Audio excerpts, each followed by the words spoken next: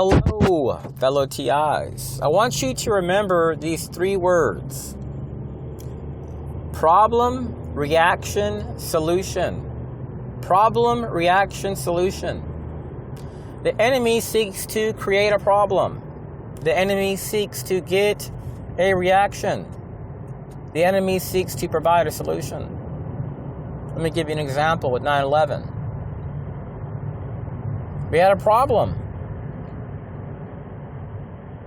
And it caused a reaction.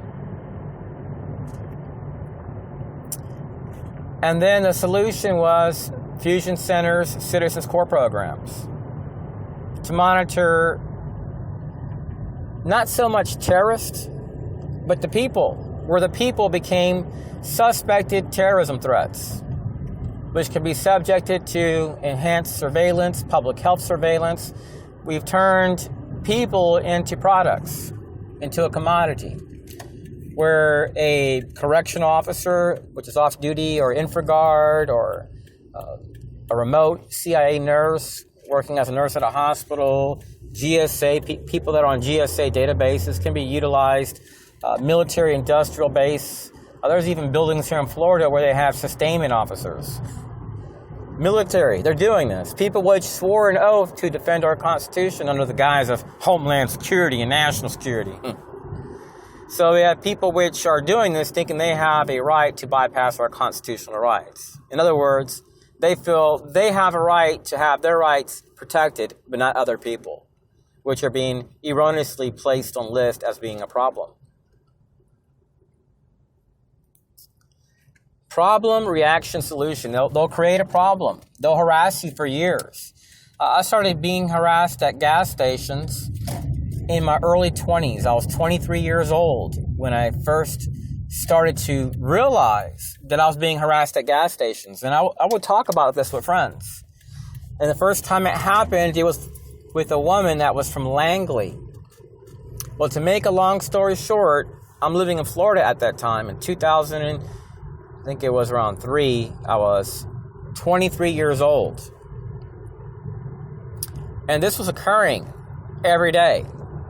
Because every day I had to drive a long distance. I was involved in church activities, and I ran a Christian cleaners business. That was the name of the business. So I had to use a lot of gas. Every day I'm putting gas in my car.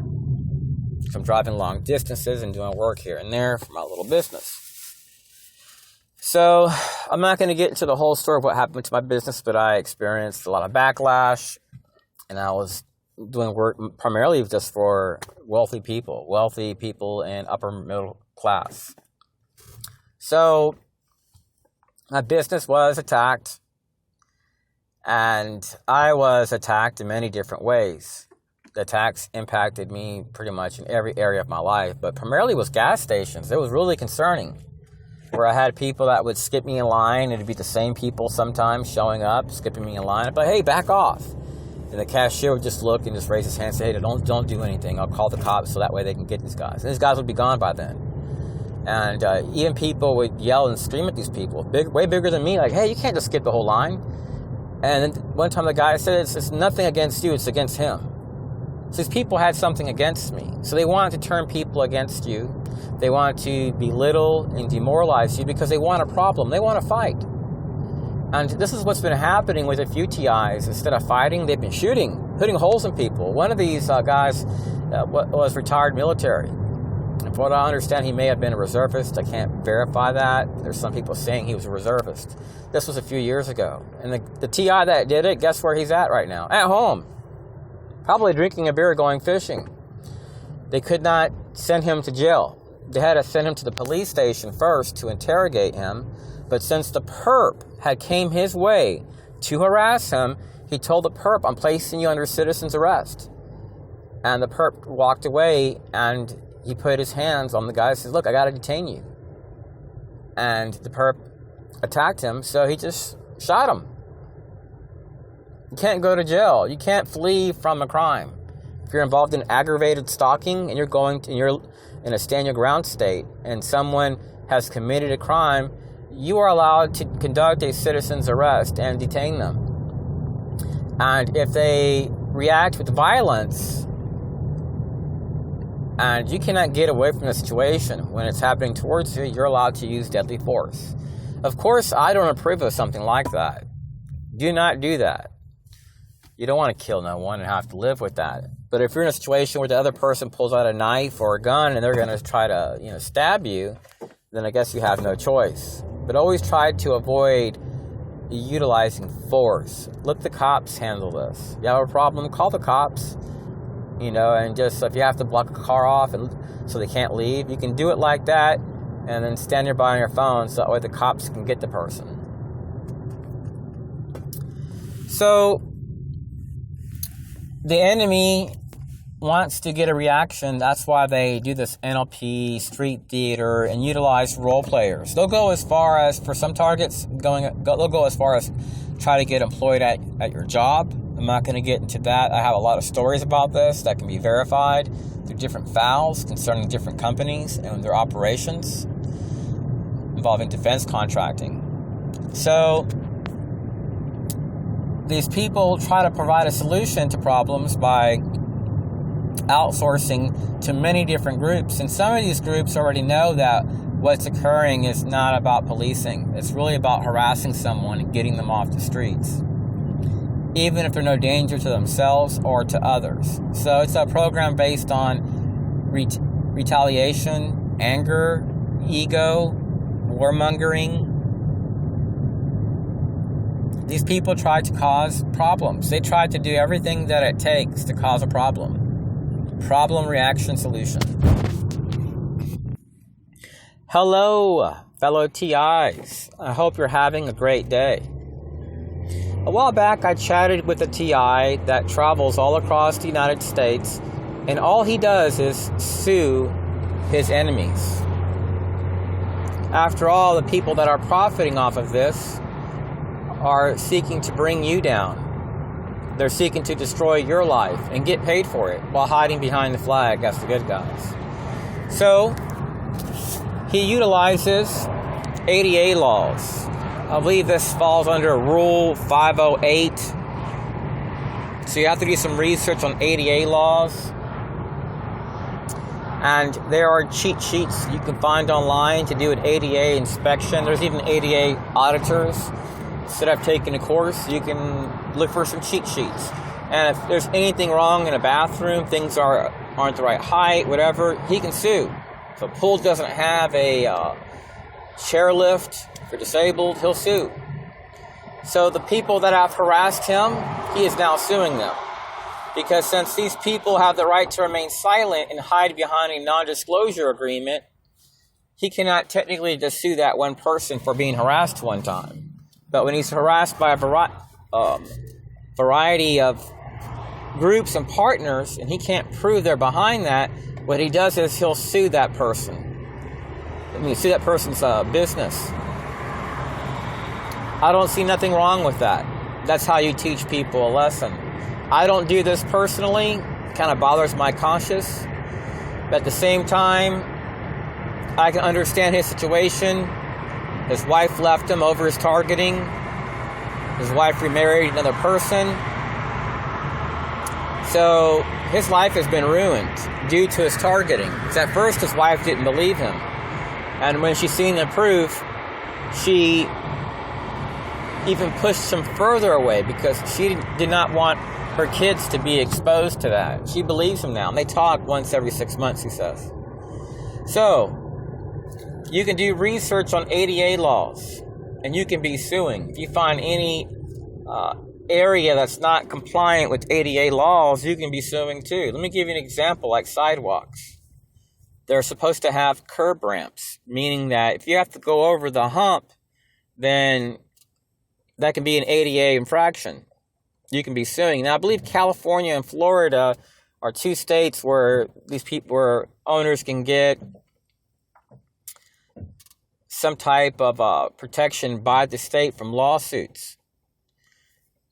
But I'm not 100% sure this would protect them from ADA infractions. So what you can do is send a demand letter Most people, from what I've read, they'll send a demand letter requesting $5,000, or they'll be turned into the ADA, and they'll be subjected to, I think it's like a $75,000 fee for every ADA infraction. Let's say Bobby Joe that owns a little oyster shop as part of the Citizens Corps programs or whatever, InfraGard, has harassed you 18 times in 2 months. Well, if you wanted to shut this guy down or teach him a lesson, let's say he has a lot of money, whatever, then it may be worth suing him. It's not going to hurt him. So you can really financially get even with these people, because if they were to do this openly and admit to it, you would get way over $100,000 per case. So that's the way he sees it. He's like, yeah, maybe it's a little shady and wrong and unethical, but he says, considering the government doesn't help, this may be useful. I also want to talk about sanctuary cities. They used to receive a lot more funding, and a lot of this funding was coming from Children and Family Services.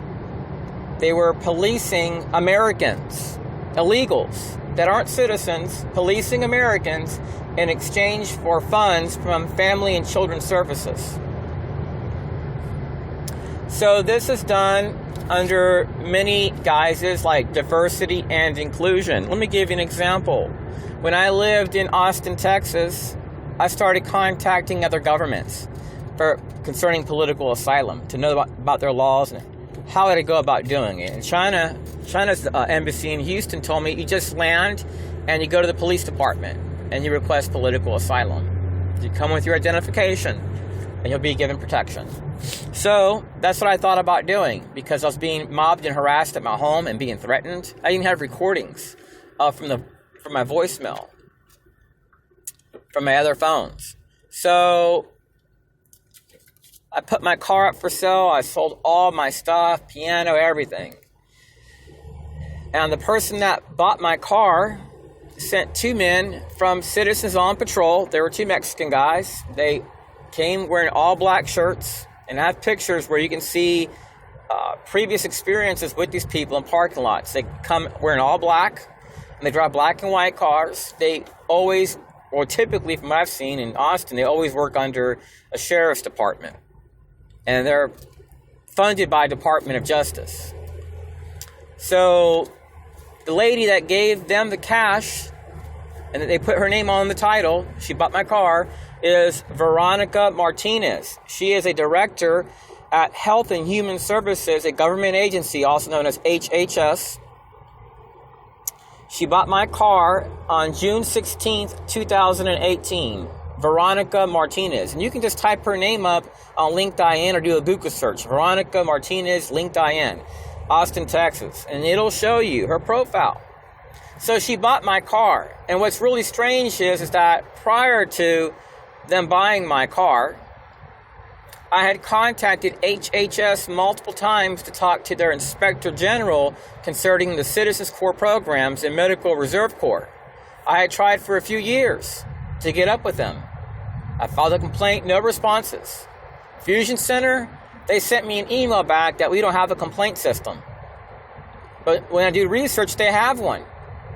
And the reason why is because when they see my name, they knew that I would have been complaining about a false report placed on me. It's very, very common, TIs. False reports is very, very common. So the enemy was trying to conceal any way I could speak out. So isn't that something? We have sanctuary cities being funded through Family and Children's Services. And I shared the proof online on Twitter. I believe some of it got removed. I received a lot of backlash. And later I ended up losing, I think, like 3,000 to 4,000 followers. It was something like that. It was a couple thousand followers. Same thing has happened on YouTube with my channel, First Amendment to the United States Constitution. I had like 1 million paid channel views. One day I looked, they were like almost all gone. Likes, comments people were sending me were going to my spam. So for a year, I didn't know that people were trying to communicate with me. They were shadow banning their comments, leaving the video to look like it had no comments at all when I had hundreds. So I've taken a break from YouTube. Now I've just been using it now for the past few days, and I'm about to totally stop using it. And I'm going to use a Russian form, like similar site, but it's based in Russia. So that way I won't be denied the right to speak how I feel. So the enemy will utilize non-disclosure agreements. The enemy will utilize families, and that's the way the system can conduct these activities. See, these activities are also being promoted through a variety of international groups which want to push for this public engagement. So we have a sector of UN that's involved in human rights, which is speaking out for targeted individuals. But then we also have different sectors of international organizations which support community policing, and these sectors, you'll notice that they all support gangstalking, NLP, the same thing we're seeing within the army, operating in our communities, doing stuff that normally terrorists do. And things that you see in third world nations are trying to be normalized here. So we're dealing with a lot of swamp monsters, people, that are doing a lot of unconstitutional stuff under the guise of diversity and inclusion. You may notice that there are women's groups. When you start getting people involved in this, it's called diversity and inclusion. This is what happens. When you use that term, it's normally a term I think about like youth empowerment, women's rights. And these are good things in the sense that we should be empowering women to be able to succeed. Let's face it, more than 50% of Americans are divorced. And in my age bracket, it's probably a lot higher. So 50% of Americans or more have been divorced. They're paying child support. They're struggling to even date because everything is going up in price. And women want to excel, men want to excel. So we have people that are turning into leaning more towards the gay LGBT, to have a sense of identity and inclusion. When I grew up, this was practically unheard of. I heard of like one gay guy in the whole entire county, and he had AIDS. So times are changing, people, and there's a lot of social engineering.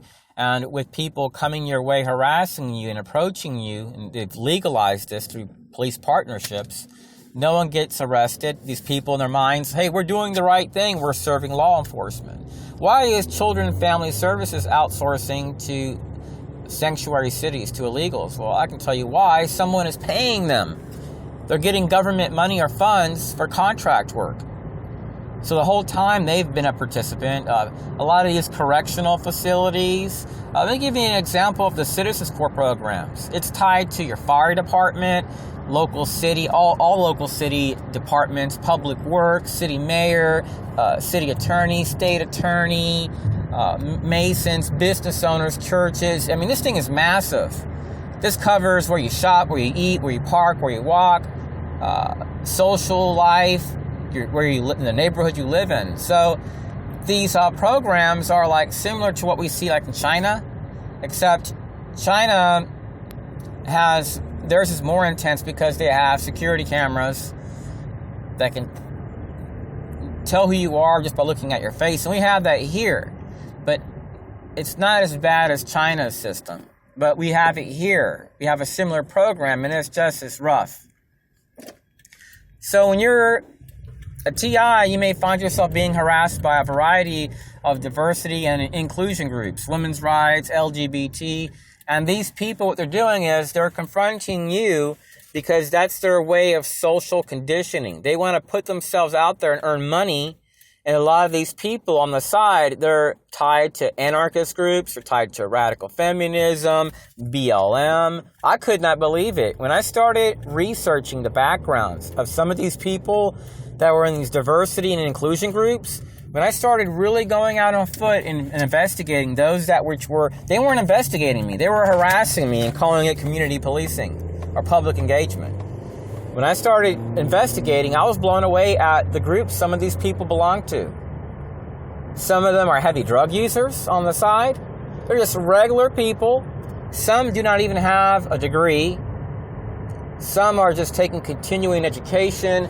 They get invited to some of these groups. Some of these guys, they have maybe an associate's degree or whatever. They're working towards their bachelor's, and they're looking to make extra money. Then we have a lot of IT pros working at different places where they can rent a table for $200 a month. There's a name for these types of places. I forgot the term off the top of my head. They're worldwide. There's places where people go and they pay $200 and they sit at a table with 50 people. And they have free coffee, water, and stuff like that. So they have them where I live. They have them all over the place. Just forgot the name of the term for these types of places. So a lot of digital nomads use them. And there was one place that was targeting me. And I went and I confronted the guy running the place. And he said, I don't want to talk about it. When I ran up his articles in corporation, it comes up that they do public safety work. Even their website comes up as it says public safety contractor.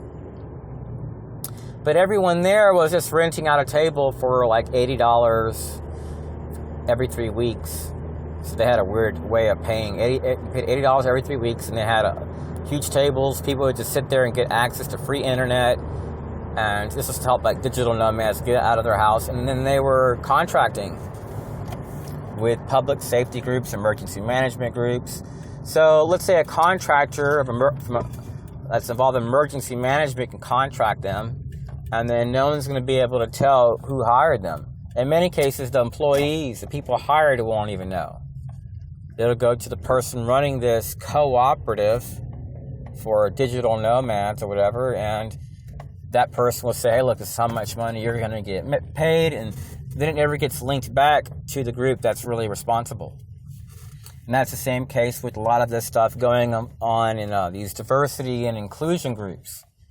So can you imagine you're a grown man and you got women and children harassing you? How would you feel? Showing up at gas stations with your mother and father, you're just going to simply put gas in your car and go to church? I mean, what the heck is up with this?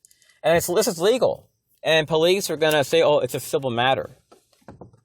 So this will not change. This gangstalking will not change until we demand that Congress changes laws where Americans cannot harass families. Like this, what's this scumbag in Tampa? I forgot the sheriff's name. That was harassing veterans with no criminal record because their kid got in trouble. They would sit outside with the loudspeaker and demand they come outside so they can talk to them every day to humiliate them in the neighborhood so neighbors wouldn't like them. And then when they moved, they still crime dropped when the crime never dropped. Instead, what's happened is people are becoming more violent in that community. They got more murders. So the enemies of life, liberty, and freedom, they'll utilize these groups and condition them to believe this is okay. And the reason why that happened in Tampa is because of an ex-DNI and a CIA employee pushing this called Plattner program based on artificial intelligence. And artificial intelligence isn't godlike. It makes assumptions. And these assumptions can be taken as facts by fools which believe that once a person commits a crime, they're always going to be a criminal. You know who the criminals really are, in my opinion, that are behind this gangstalking, are the people which are violating your rights. Making a past mistake doesn't empower someone to terrorize you, because this is not an investigation. If you ever talk to a TI, tell them you're not under investigation. If you've been harassed for a whole entire year, you are not under investigation. You've been harassed 20 years, you're not under investigation. You're being terrorized. When you're being investigated, people are going to communicate with you. Since I've been a target, hardly no one's communicated with me. I've just been harassed. So they're trying to promote a problem. These activities, according to professors that talk about mobbing and bullying, people being bullied, they clearly state these activities cause mass shootings. It's in FBI files. DOJ clearly says it. Mobbing is related to this. We have anti-bully programs that the federal government funds for a reason. We're trying to prevent shootings. But what are our agencies doing on the side? They're doing the same things that they did to Gene Seberg, the same things they've done to other whistleblowers. Do you think your NSA gives a crap about you? They'll slam the phone on you and probably urinate on our Constitution and flag, or they hang up the phone. They don't give a crap about you. That's why they hang up phones. That's why the FBI hangs up phones on targets. That we've actually recorded the FBI doing this. I've recorded it. Other people have recorded it. Why? Because it's important that Americans know that what they do is wrong. They hang up phones on people which are calling them as a last resource. That's what I did in 2015. And every year, TIs are telling me the same thing. TIs with no criminal record also are calling, saying they're hanging up phones on us. And we're being respectful. These are people that have kids to raise. They're concerned for their safety. And what does the FBI do? They hang up phones. Or say, call the sheriff. When they're telling them they're being harassed by a sheriff or the sheriff's department. When they're like, well, we can't help you. But they're here to protect your constitutional rights. So something has to give here with the FBI and other agencies. I mean, we need Congress to do something where we have a different agency that can do their job, because I conduct investigations that blow away what the CIA does and the FBI does on my own, because they're not going to do it. Anyway, say no to violence, say no to terrorism, stay prayed up, look at leaving the United States if you have the money. Don't look at any nation which supports what's going on towards Russia, a nuclear power, a global supplier of uranium. We were buying uranium from them because we need it, but we place sanctions on them. So you don't want to go to a country which is supportive of being a warmonger and domestic terrorism, using social and economic sanctions, because these actions are going to harm our country one day. If we're trying to destroy one nation that has more nuclear weapons than us, and hypersonic nukes and stealth subs, which we can't stop, eventually we're going to end up, getting attacked. So try to leave it if you can, because the potential for such actions against us is high. You don't want to live in places with warmongers. If you can get away, fellow TIs. Anyway, stay strong. Peace.